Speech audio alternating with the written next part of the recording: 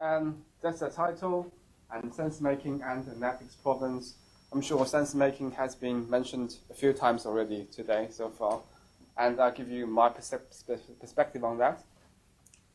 And maybe you haven't heard about Analytic Provenance before, so I'll try to explain and give you some examples, say what it is and why you should care about it.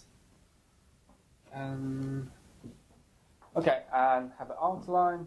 I'll start with introduction, what I mean by sensemaking, or the part or the aspect of sensemaking I'm paying particular attention to, and then talk about, of course, what is Analytic Provenance.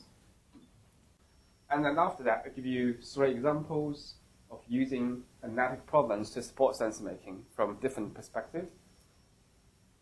So hopefully the whole thing will be less than, say, an hour. So hopefully finished in 50 minutes or 55 minutes. But usually it lasts a bit longer. So start with introduction. And I think we don't really need to introduce data visualization anymore. It's leveraging your visual cognition to find information or interesting things from the data. And so this is the famous Facebook visualization. So the edges shows connection between people who are friends on Facebook. And I usually to use this example to show people actually it is what's missing from the map that's interesting. So can you see what is missing? So okay, just look at some time. So actually, completely Russia and China is missing from the map. There's a big land mass there, but because Facebook is and blocked there, so you can't use. There's nothing, no data there. So these are the things which you can see very quickly as a human. But say if you just do purely computationally, you have to have different hypotheses and tests. It could take a very long time. Anyway, so let's move on to sensemaking. I'm not trying to give you a definition of what sensemaking is. There's lots of them already. I just want to emphasize the previous visualization, which is pretty, which tells insight from the data, but usually yes, it's not enough to solve your actual domain problems. So usually you will need more than one visualizations for the task at hand. So this is my kind of comic style sense-making process. So you start with data analysis and visualization. You usually have lots of different data and table, spreadsheet type data, map, social networks, these are most commonly ones. And so the human or the analyst or the domain expert look at all these data, thinking about them, reasoning their heads, and somehow magically they make a decision in the end. So usually this is the part which actually affects the most. So this could be police make a decision whether to arrest someone or not. Could be doctor make a diagnosis of the cancer and decide what the treatment should be. Okay, so visualization is useful actually at all 3 stages, and you can use them. But then say just one single visualization is probably not enough to support the entire sense-making process. Okay. So just to give you, say, a more concrete example, what sense-making could look like in our everyday life. So for example, you are given a task to find the best cameras for about 500 quid. So for example, I had a new baby recently, so I want to invest a little bit more, buy a better camera. So I have a budget from my wife, says, okay, you can spend at most £500. So I got this task. So, okay, so what is the best camera for £500? And so what would you do if you were given this question? So some people would just go online, say what the experts say, so do a Google search, say what is the best camera for £500? And you can see lots of different online reviews. Okay, you might go ask your friend, you know, who is the expert taking photos, so you can ask what they say. And you start coming in contact with these terms, okay. Pixel numbers, probably everybody understands what that means. And then image quality, you will start to say, okay, it does not necessarily more pixel the better. Sometimes the picture is not as good, and then it's related to sensor size, which is starting puzzling someone what that means, how that affects. And then in terms of image quality, you start coming with a new concept called noise reduction, which might still make sense. And there's terms called chromatic aberration. Anyone knows what that means? Yeah, then this is probably leads to a completely a separate line of research of what that means. Should I care about it at all? Okay. Yeah, or some people just give up. So some people might just look at the first online review, people say that's the best camera, and they just go for it. But for people like me, I probably go even further than this. And then, so go back to the sensor size part, and you might look at, okay, so you have smartphones, which have small, very small sensors. You have compact camera, a little bit larger. We don't know exactly how big that is. And you can come terms like micro four thirds, and then things like a full frame camera, which might not even mean anything to you. And again, then you start coming with different models of cameras, which are all claimed to be the best ones. And then the things, okay, you need to check what are the price of these ones. And then finally, how do you compare which one should I finally pick? Okay, so that gives you a sense of, looks very simple questions in everyday sense making. And you just kind of explode when you start to look at different things. Almost kind of exponential growth, the things you need to come, if you be really, really strict about find out everything you know. Okay, so this is the kind of things we try to support. And I would say it's very difficult to do with a single visualization. Okay, so that's what it looks like usually after an hour. So the important part is this bit. Okay, so you start doing research online, you open tabs, more tabs, more tabs, more tabs. And you have 20, 30, 40 maybe.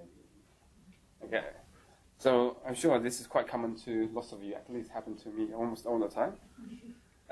Okay, so I think give you a kind of introduction of what sense making means, what it currently looks like. Okay, so I think, has this model been introduced? It hasn't come up yet. Oh, okay. So the first one. I'm sure people are going to use it, and lots of times later as well. I don't really have time to go through the whole process, but it is a very famous model for describing sense making in the intelligence analysis domain. And the important part is, I want to just say, it starts with simple tasks like searching and filter, and goes away all high up to say making hypotheses and presenting your results to your managers, your boss, or colleagues. These are all different tasks, including the sense-making process. Okay, so the point I make is, say currently big data is very popular, hot. There's lots of things being developed for them. So there's lots of technology developed to store the data, very big ones. And there's technology to support search these data very quickly, accurately information retrieval, and there's all these different static packages to do these. But I would argue, say, actually for all but it's all more or less focused on very lower end of the sense-making process. Okay, the high end, say, how do you read and extract useful information from them? How do you form your hypothesis? How do you make a nice presentation to show to your colleagues? These are very little work there. So I hope some of my work is to fill some of these gaps. Okay, now go on to provenance. Okay, so what is it? So if you are not a native English speaker, just as me, you probably never heard it before. And if you're a native speaker, and it's probably one of the first things that will come to mind. So it's initially used in the art world, so it's described an artifact, the history of an artifact. But more specifically, these questions. So of course, we all know who made this painting at what time, but also more important is who purchased at what time, kept in what condition for how long, and when it transfers hands again, etc., etc. So these are very important to show, okay, the one you have is the original one or the authentic one. So you have these informations about who, when, where, etc., etc. So it's not about just the author, but also every steps after that. Does that make sense? Maybe not that much, okay.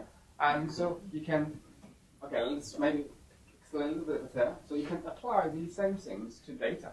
And this is called the data provenance. So instead of picture, we have the data here. And you still have these questions. So you can ask these questions about the data source and collection. So you can ask, okay, who collected data, when that was collected, where that's collected, how it was collected, etc., etc. And then you can ask these exactly the same information about data processing and analysis. And when you do, say, data cleaning or data format conversion, or later on more complex analysis, PCAs, and I don't know, any clusterings, etc., etc. You can again have these questions. Okay, so the implications of what you can do. So it gives you a lineage or context of how data come from when you look at it. So when you look at it, usually it's not in its raw format or raw form. And in sometimes, like let's say, in critical decision conditions, it's very important to know how reliable your data is, what has been done to it before you see the data itself. So this is very useful for the people who care about the quality of the data and how much they can rely on the data. Okay, and so analytic provenance and still these similar concepts, but again, so here now it's not data anymore, and it's the user, it's the thinking process and how the interpretation of the visualization they see. So again, these are the questions you can talk about in terms of visualization. Who created the visualization, when, how the visualization was created, what data was used to create the visualization, etc.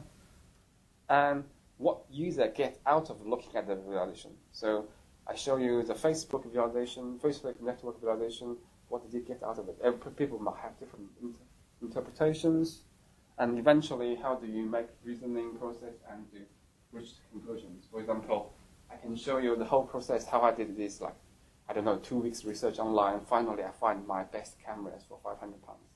So that's the reasoning process and conclusions. Okay, and the question is, why should we care? So these information are there. Usually they are not as important as maybe someone called the primary information.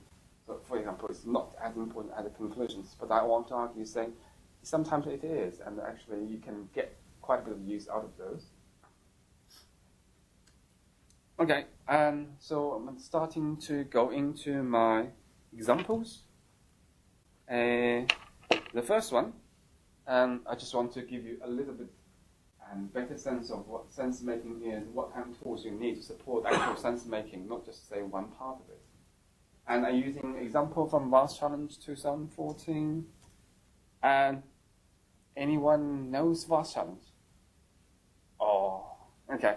So I mean, I'm unprepared, so I still have the background here. So it stands for Visual Analytic Science and Technology, which is a conference. It organizes a challenge every year. It gives you data set and analysis tasks, probably the best synthetic data you can get, and very close to real-life analysis tasks as well. And your task to join the challenge is to produce an entry, which essentially is the visual analytics tools, to solve the tasks given with the data set. And in 2014, one of the many challenges, the data set is tweets. So everyone knows tweets, right? We came across more or less different formats. And the task is solve a kidnap case. Okay? And there's a quite big gap between tweets and solve kidnap case. So okay, just to convince you, this is the data, and actually all the data we have for that particular challenge, and you have tweets, which is each row is a tweet. You have the author, and then when the tweet is posted, the actual message, and a very small percentage have location information as well. Okay, that's all the data you have. And then you want to solve a kidnap case out of this one. Okay, so we got an honorable mention, and it including two tools. One is called the Savvy, and social analytic visualization. So that's more like the traditional visualization tools, and it's including temporal, geospatial, and text analysis. And the other part is called the Sensemake, and Sensemaking with Analytic Provenance. So these are putting all the words I mentioned so far together. And it supports things like take notes and findings, do visual reasoning, and creating a narrative, and even supporting collaboration, but it's not that much. And do a little bit analytic provenance there as well. Okay, this is what is the first part look like. So that's most of our visualization, different aspect of the data. And we're going to show you this, the one on the left, and a temporal visualization of the message or the data from the collection. And on the right-hand side is a map view of the same data with those which has geolocations. Okay, we're going to look at the first one on the left-hand side of the timeline view first. So it has a few components, and it has a histogram at the bottom. So everyone knows that. So basically it just shows number of tweets over time, that's all. And then on this side, we did some text analysis or extract entities from the text message. So entities in the sense, these are different persons, different organizations, different locations, or even some different like city names, etc. So these are done automatically from the data. And finally, this part is the timeline. So it shows each line is a text message or a tweet message. It's aligned to where that message is posted. And the color maps to the entity that is included in this message. So if we go back a slide, we can say we select the 3 different entities. One is the police department, and the second one is called Dancing Dolphin, which you probably don't know what that is at that stage. And finally, we select a city called Abda or Abida, and then that matches to these colors. And so the police department is orange message, and the blue one is a dancing dolphin, and the top one is the city name. Okay, and then you can see a little bit overlap between the 2 colors. So that means these are the messages mentioned the both. Okay, and if you're interested in more about this particular technique, there's a paper there. You can have a look. Okay, and then very quickly, it's the map view. And this is fairly standard map view, saying that's a map of the city we're given, and we just plot and all the messages with geolocations, only very small percentage. So each dot is a message. And so that's the actual map. And then, okay, it's a bit hard to see, and if you click on any of the specific maps, you can have detailed information about what that message is. So if you click at a point, blue point there, you see, okay, who is the author, when the message is posted, and what location is mentioned in the message itself. Okay, this is the part probably a little bit more interesting. And this is the part where people collected their findings and do some reasoning. And the support of the tool itself is fairly rudimentary. Okay, and still I'm going through different panels. These are a list of the findings, and you can say, we'll see later on in the video, say how people created these findings. And you can see not only yours, but other people's findings as well, if they want to share. Guy, yeah? I'm going to experiment with the lights for you. Oh, okay, okay. Yeah, make it better. How's that? Can I see? Yeah, it's fine with me. It's all right. And, okay, so here are different findings. And similar things on the left, you can drag them onto this white space. And it starts to show you the pictures associated with findings, and you can connect them. Say either make a narrative or timeline, up to you. And finally, we have this little provenance trace at the end. So basically, it records everything you did in the space. For example, adding a finding, move it around, or make a connection. Okay, so I'm going to show you the video now. If you can find it.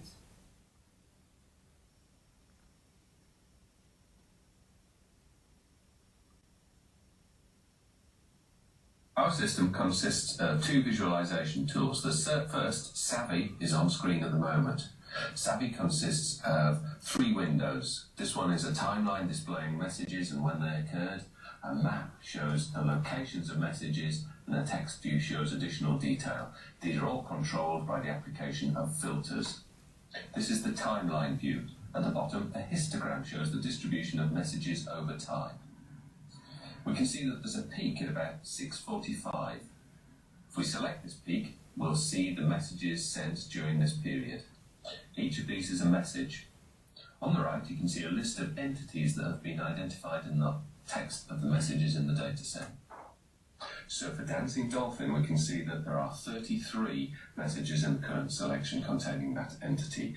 We can click on the entity to see only those messages containing Dancing Dolphin. There are still quite a few displayed, and we notice that many of them are retweets. We can filter out the retweets by unselecting the RT option. This gives us a much smaller set to work with, and we can zoom out on the timeline to see all the messages telling us about a fire at the Dancing Dolphin apartments. This looks like an interesting event for further investigation. To help do this, I'll create a new event entity called Fire2, and it'll appear in the list over here. I think this message might be important, so I'll add it to the new event Fire2. This way we can collect together all the messages we think are relevant to a particular event. And here I'm showing you a pre-collected event that contains messages that we found relevant to the fire. This is the map tool that can show messages that have geolocations. Colour is used to indicate time, red for older messages and green for newer ones. The density of colour indicates how many messages appear in a particular location. If we click on a location, we see the detail. We can sort these by time, and we can see reports of a black van hitting a bicycle at that location. We think this is an interesting event, so we take a screenshot and create a new finding in the SenseMap tool. This is the SenseMap tool. Here we can create a new event called Hit and Run and add a new finding. We paste in the picture and add a note. Then this can be added onto the SenseMap for this event. To investigate further, we can go back to the timeline tool and search for all the messages containing the words black van. And back to the map view, we can now see the locations of those messages that mention a black van.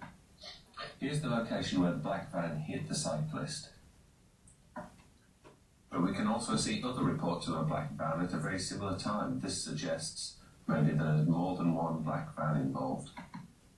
So back to the SenseMap tool, we can record multiple black vans as another finding.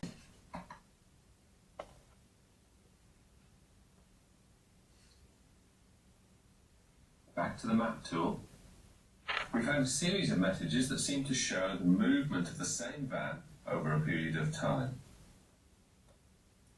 The van is eventually stopped by police at the location where the shooting happens.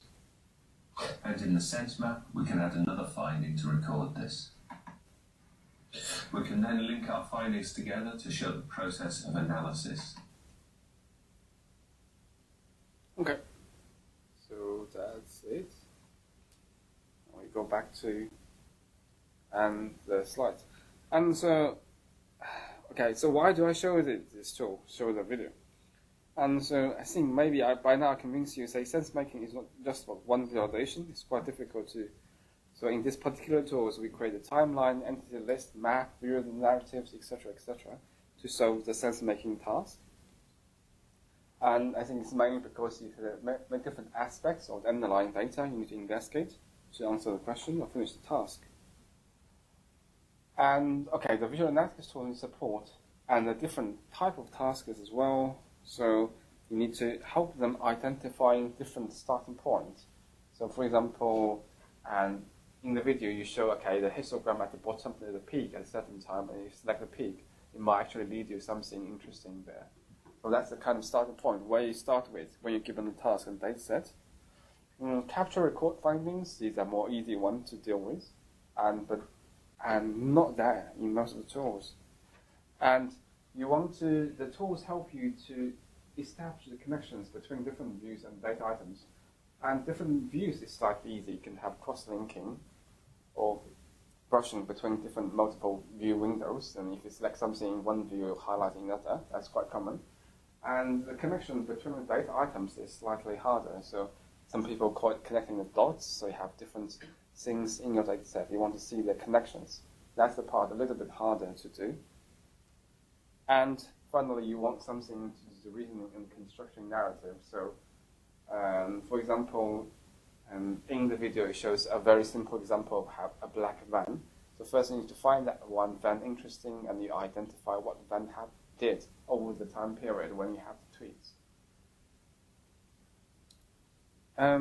Okay, and the other thing which is not showing in the video is the actual sense-making process is usually much longer than the formats of the video.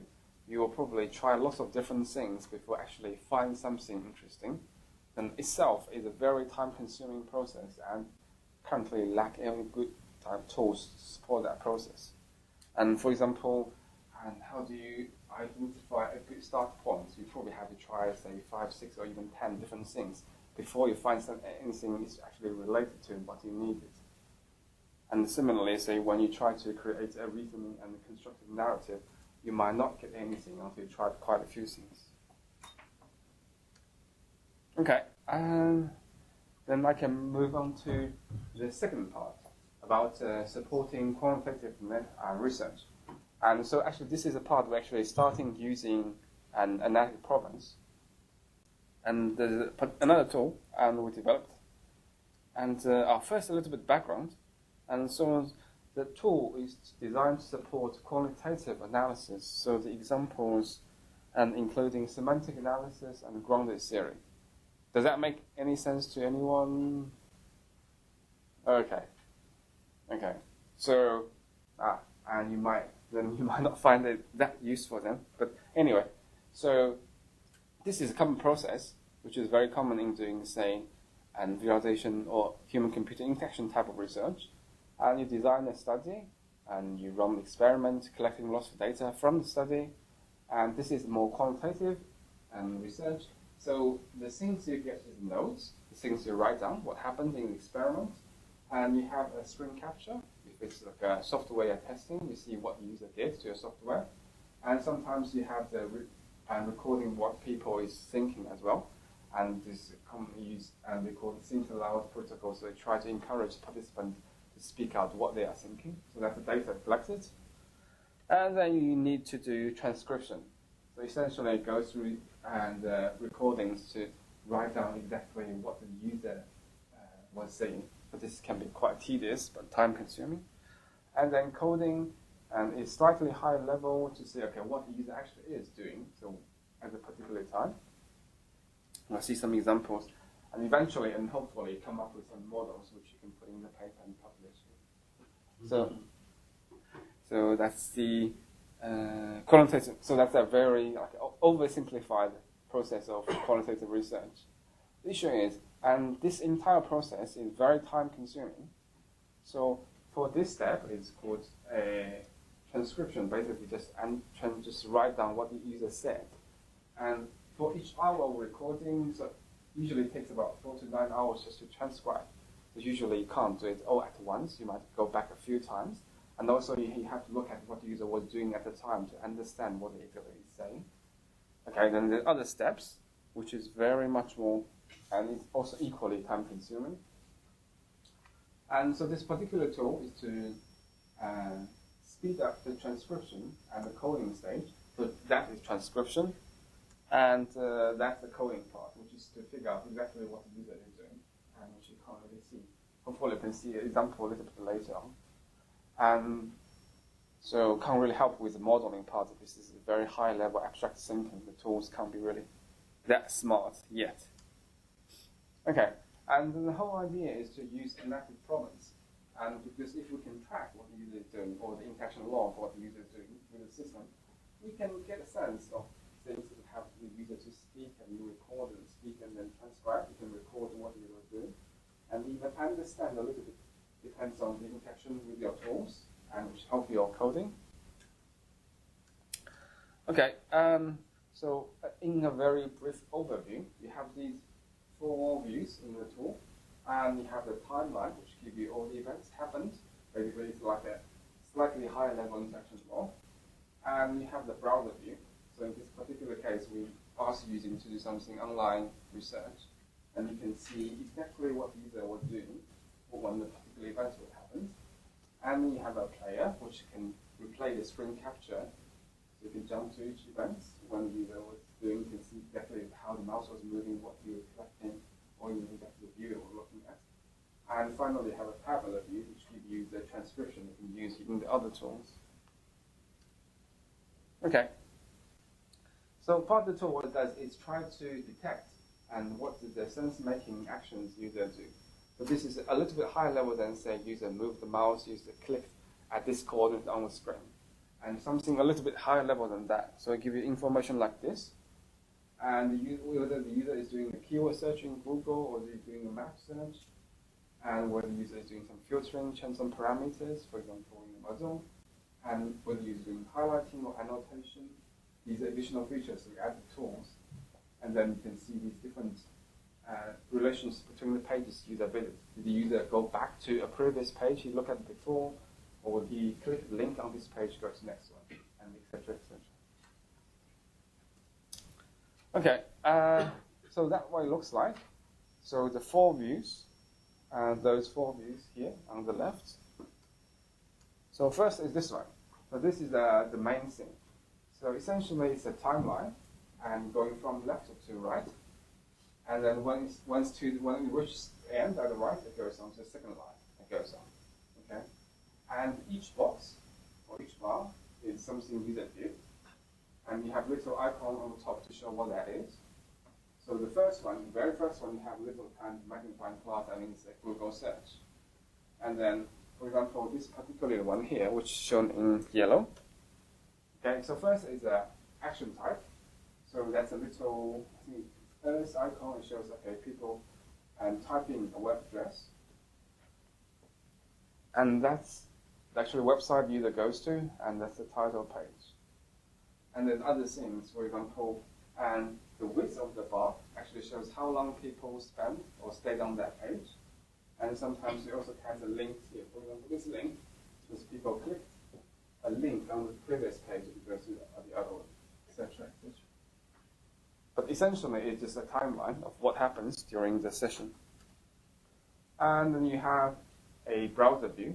Basically, that's what the browser looks like when the user performing that certain events. And if you capture the screen of the entire session, and you can play back the video and where that event happens. And finally, this is the detailed and transcription and coding results which you can use, which is actually automatically generated by the software. And so, for example, if you look at the second row, it says at 6 minutes 18 seconds to 6 minutes 46 seconds, and user click the link and spend 29 seconds browsing Washington DC Hotel, Best Western Georgetown Hotel, etc., etc. So this is in the format which you can load into other software to do the analysis. Okay, so now so essentially all it does is it captures the user interaction log, which is the analytic provenance of this particular type of interaction, and try to extract a little higher level information from it, and use that to support the transcription and coding part of the tool, of the quantitative analysis. So now is a video. So, oh, you want the milk? So we start with a gentle introduction of the qualitative research. I mentioned a few steps. So this is the part we're going to support or focus on in this tool. And we use a browser based on Sensemaking.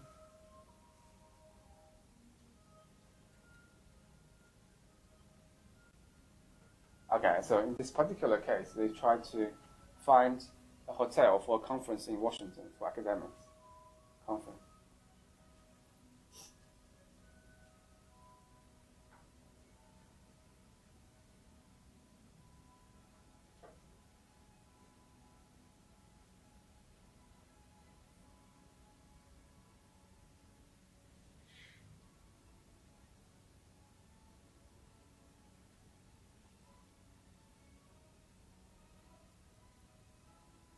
So it's explained each of those bars in the timeline. And then a little bit more interaction we can show as well.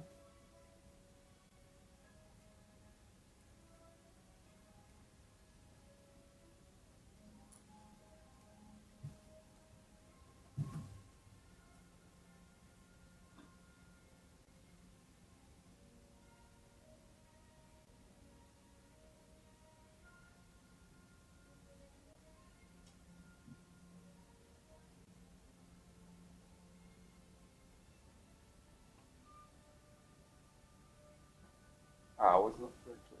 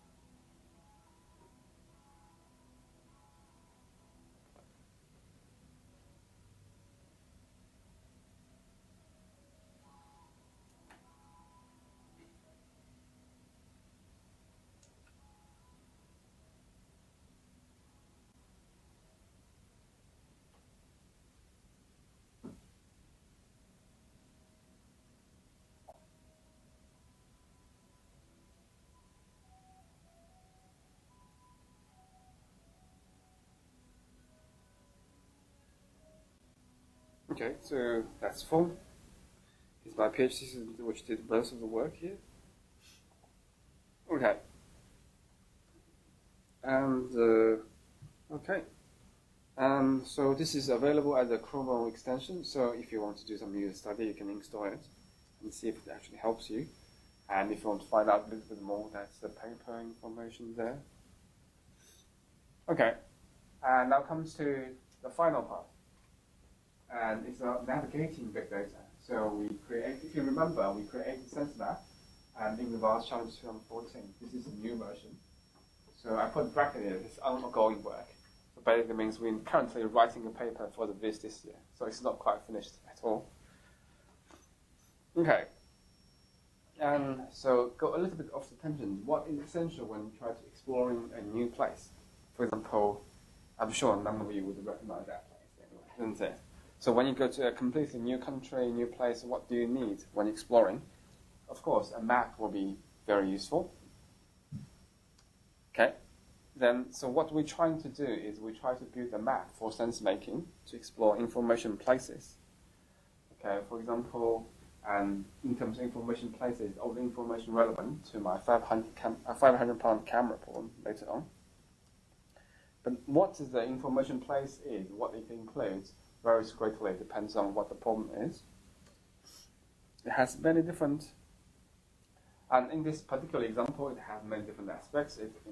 For example, it has expert reviews, their recommendations, what is the best camera, and different features about the camera, these different terms, and then different categories of the camera, and particularly price, etc. Okay, and this is a typical, say, information realization problem. It does not have a physical shape, but we still want to, say, build a map for it.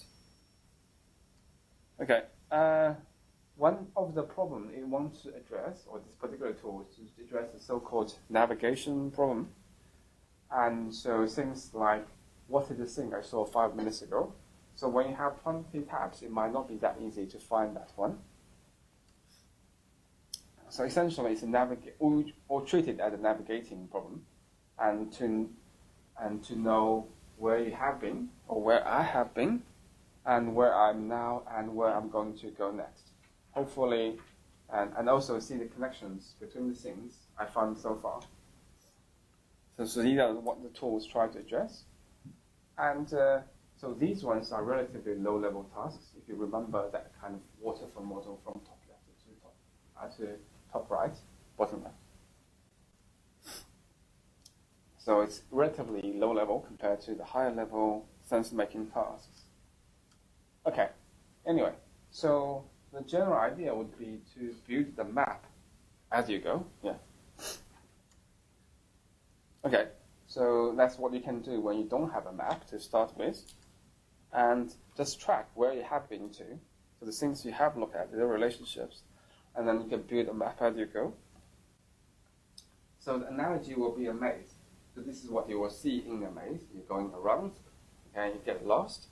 And so usually what people do is, for example, they leave a thread, so you know, okay, I have been to this here, so I have to leave a track, but then come back and know I've been there before. So it's almost the same idea. So ideally, you build a map of the maze, and you can easily find out what happened or where you want to go, and hopefully help you to go to where you want to go, which is in the middle. Okay, so again, so that's what the tools looks like. So of course, again, it's browser-based. We made it as an extension, and it has a view called History Map, and which captures what you've seen in the browser. So this is almost like the threads left in the maze. So basically, every page you've been to, it will be recorded here, and say if it's a new website or a click link from one to the other, it will be captured as well. And finally, you have the knowledge map, which are the things that you're interested in. Here are the things you collect from your history map, and you specify the links to show these and how these things, or your own thinking. So this is the last part is more similar to the first version of Sensemaking, which you have the freedom to interact with these things. So the plan was to, again, and this is implemented as a Chrome extension. The plan is to do a left demo of the tool because it's very new, haven't quite finished yet. And so that I need to use the Chrome browser. And first I need to install the tool. So someone will be okay to install it. I'm sure there's no virus.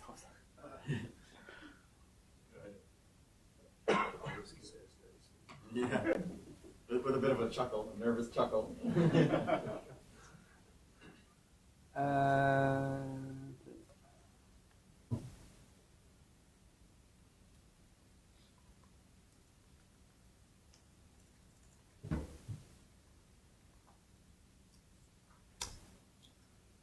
Okay. So far only 1 reviews and 5-star rating. I'm sure that's the student himself. Okay, and so that's it, and we now have it installed and running. So you have this little icon, you just click and it starts run. So obviously, when it starts, it's empty.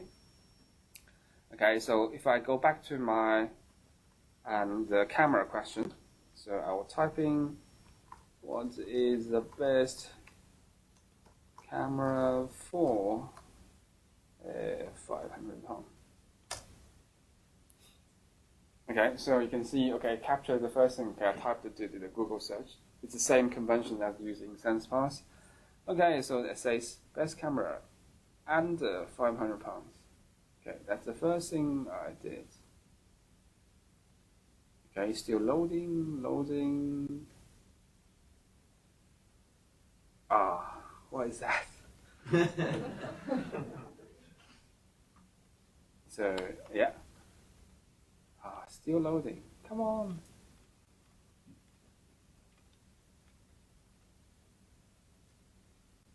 What if I just stop here? Okay, and so you can see on the right, so that means I clicked one of the links on the home page and go to this one.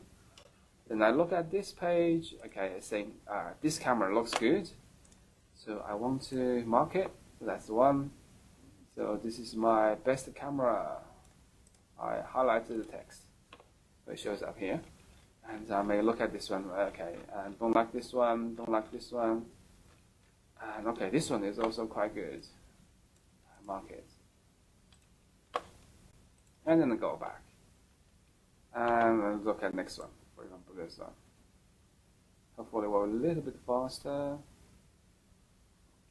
Okay, yeah, so it shows, okay, I go back to this one, I did this one, that's the same link from my original search. Okay, and compact camera, blah, blah, blah. These ones. I'm trying to find something that's a little bit... Okay, for example, I find something I don't quite understand. I can highlight them, and then I can do another search called hybrid OIS image stabilization. Hybrid OIS.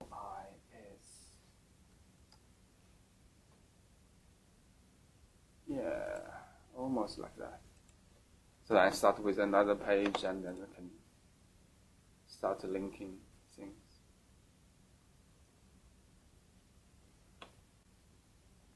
Okay, and the other thing we can do here is we can say, okay, I like this one, so I can highlight it. And I don't really, later on find this is not important, I can hide it just to increase scalability. And more importantly is I can later on start to creating my own sense map based on the things I collected. And because I don't really have much collected here, so I can't really see. So instead I'm going to show, I shouldn't have closed it. And show you one of the pre-clicked ones. So this is the data we collected in the user study. So the students were given a task to do some research online, and this is what they end up with after 1 hour, probably 2 hours.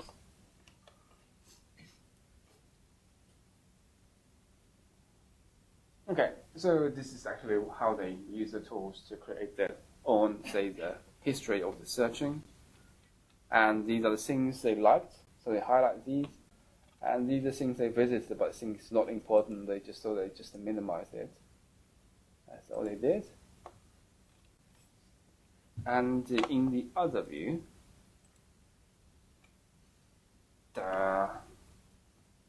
okay, so this is the part which actually they created from what they collected on the right-hand side to their own sense map. So for example, this is where it starts, if it's most important, and they can link to all these different things. And in this particular example, and because the tool at that time doesn't support adding a title or comment to one of these boxes, so what the student did is actually, he did a Google search, so he can use that as a label on the edge. And this part you cannot make any changes, and this part you can organize any way you want. You can move things around, and you can add, remove edges as you want. How do I?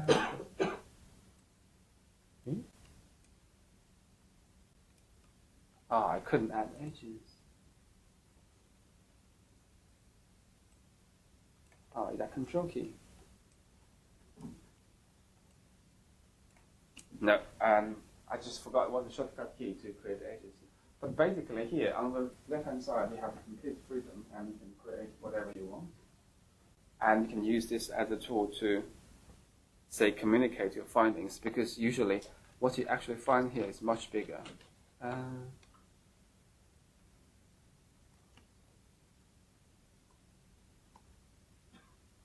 Oops.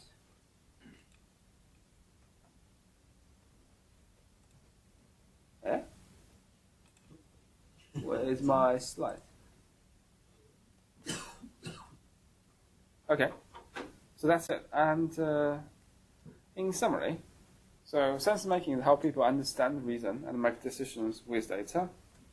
And the analytic provenance capture the context of this process, which was said in the first part.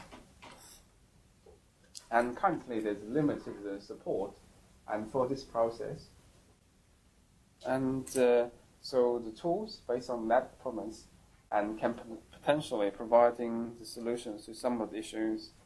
And we see sense map it's just an example to show how they support the entire sense making process. And sense paths can be used to do quantitative research. And finally, sense map to help you to navigate in the information space. Okay, that's all.